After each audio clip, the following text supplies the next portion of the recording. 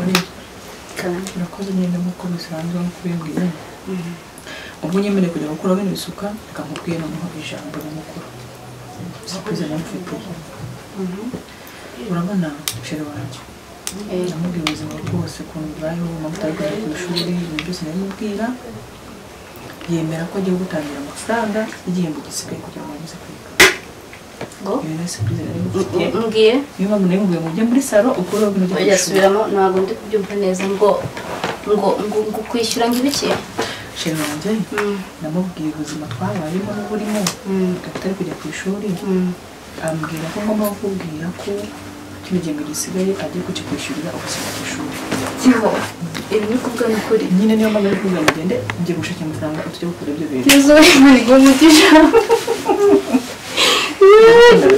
Jura ndagukunda margo umugisha mama nkuzirikana mwarabiganiriye murabyemeza byemeye uwo munsi ndarya ndenzaho n'amata buri kintu cyose ndakimwe Barateka mbona udufaranga nashaka kwikorera akantu ngatikiza amafaranga y'ishuri ko kuntu cyagiye wanunganyije ariko mana ushimye Yo mana we rakoze umva ndishimye ntabwo wakukora nishimye yego nuko ndagushimye cyane mbese niba muranze kumubwira iby'imisatsi ndamwereka nyihigemo cyo gusukura uzatujya ku ishuri kandi igitekerezo niba kimuhaye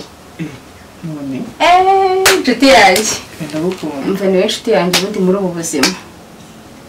twaryamye kabisa n'agahiye umwana wa mama se nakwibagirwa nkunda kubizirikana